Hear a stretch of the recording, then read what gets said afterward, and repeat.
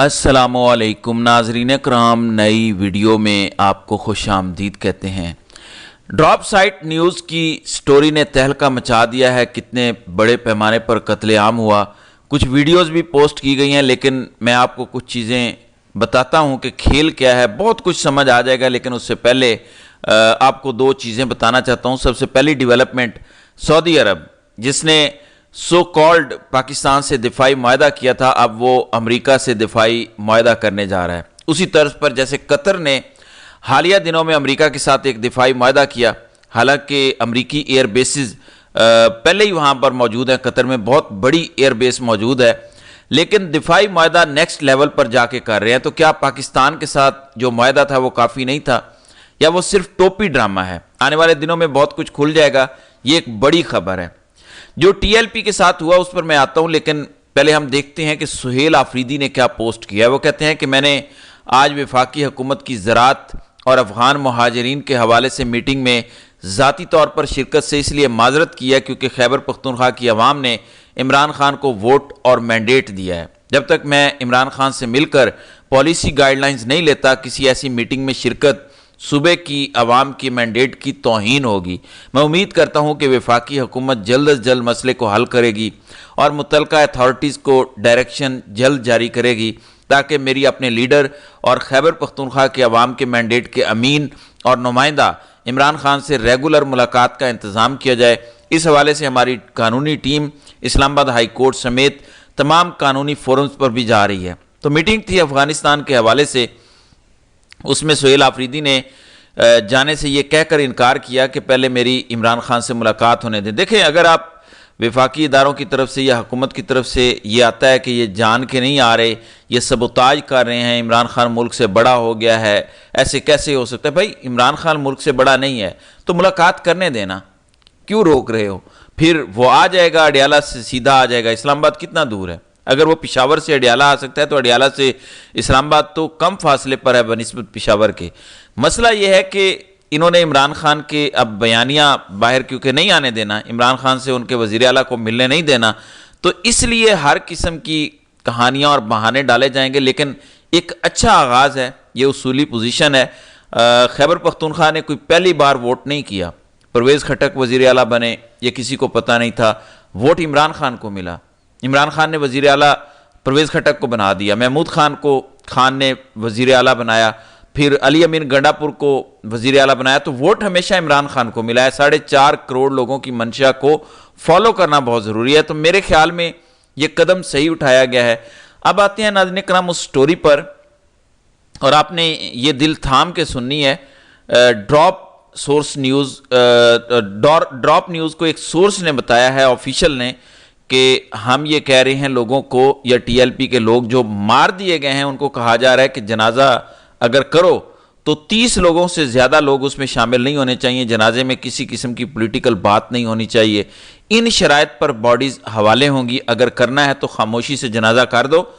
اب پھر آگے لکھتے ہیں کہ سورس بتا رہا ہے ڈراپ سائٹ نیوز کو، یہ رائن گریم، مرتضی حسین اور وکاس نے یہ سٹوری کی ہے۔ آفیشل نے ڈراپ سائٹ سے خود بات کی ہے، اور اس نے یہ کہا ہے کہ پولیس نے آنسو گیس اور اندھیرے کا فائدہ اٹھاتے ہوئے جو ڈیڈ باڈیز تھیں ان کو ایک بڑے ٹرک میں کوڑے کی طرح ڈمپ کیا اور انہیں لے کر چلے گئے۔ ایک بڑے ٹرک میں کوڑے کی طرح ڈمپ کیا ہوگا تو کتنی باڈیز ہوں گی؟ 50-100 تو ہوں گی نا، بڑا ٹرک ہوگا، اگر آپ اس میں کوڑے کی طرح ڈالیں، سوچیں کتنے لوگوں کو ڈالا گیا ہوگا بیچ میں۔ یہ تو بات لگتا ہے سینکڑوں تک گئی ہے۔ اسی طرح تو انہوں نے 9 مئی کو بھی کیا تھا۔ یہ اب نیو نارمل ہے کہ آپ باہر نکلیں گے، آپ کو مار دیں گے اور آپ کی لاش بھی نہیں ملے گی۔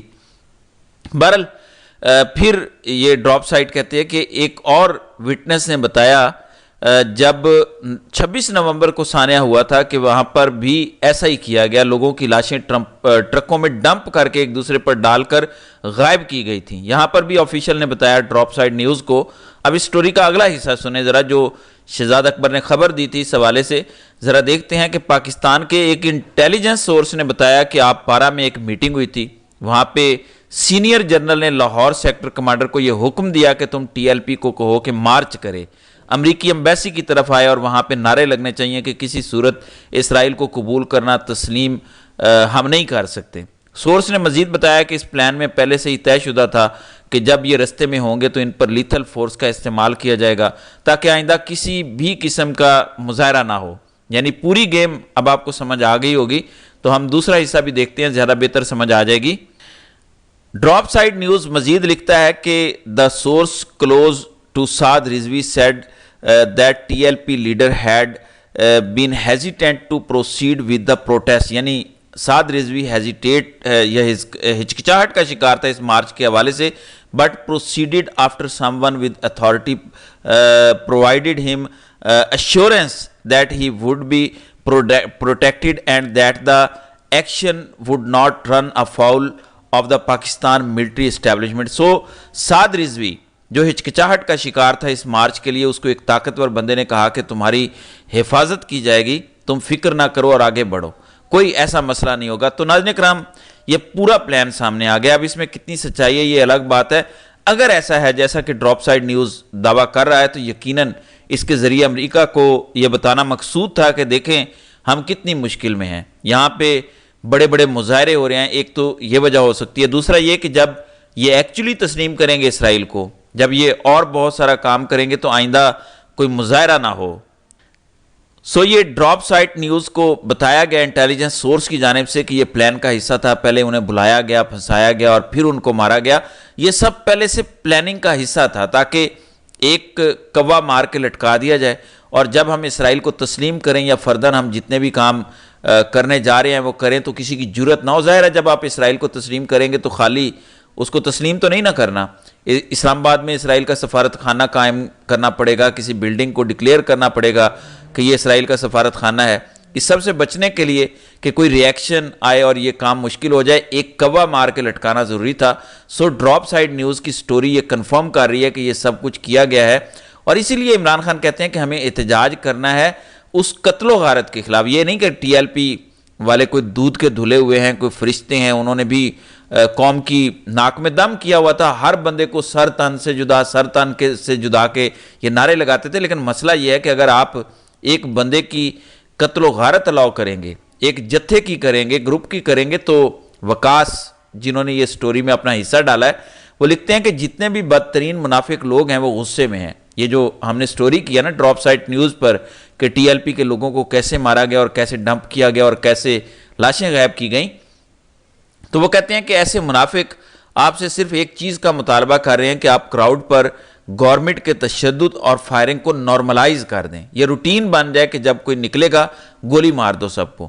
نیچے وہ فائنل لائن لکھتا ہے کہ today it is a group you hate but tomorrow it will be you I promise. یعنی آج ایک ایسا گروپ نشانہ بنا ہے جس سے آپ لوگ نفرت کرتے ہیں، لیکن کل آپ اس کا نشانہ بنیں گے اور میں پرومس کرتا ہوں اس بات کا. تو یہ بالکل بات درست ہے کہ اگر ہم یہ کہیں گے ہم تو نہیں ہیں، یہ ایسے لوگ ہیں جو انتشار پھیلاتے ہیں، برے ہیں، تو کل آپ کو بھی مارا جائے گا. اگر کسی ایک بندے کا ماورائے عدالت قتل جو ہے اس کو آپ نے درست قرار دے دیا اور یہ چند لوگوں کی جو ہارڈ سٹیٹ ہے اور یہ یقین ہے یہ درست ہے، تو پھر آپ یقین مانیں کہ کل کو آپ کو گھروں سے نکال کے گولی مار دی جائے گی اور کہا جائے گا کہ تم بھی انتشاری پوسٹ کیا کرتے تھے، تم سوشل میڈیا پہ یہ ڈالتے تھے، تم انڈیا کے بیانیہ پھیلاتے تھے، تم فلاں بات کرتے تھے، تم یہ کرتے تھے، وہ کرتے تھے. اس لیے آواز اٹھانا اصولی بات ہے. اس لیے آج خیبر پختونخوا میں قتل و غارت کے خلاف احتجاج ہو رہے ہیں مختلف جگہوں پر. دیکھیں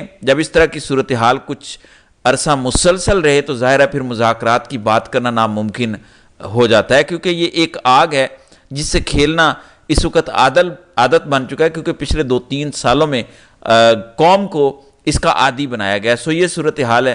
بہرحال دیکھتے ہیں کہ آگے ہوتا ہے کیا. تو ناظرین کرام، آپ کی اس ویڈیو کے حوالے سے کیا رائے ہے؟ آپ اپنی رائے کا اظہار کامنٹ سیکشن میں ضرور کیجیے گا.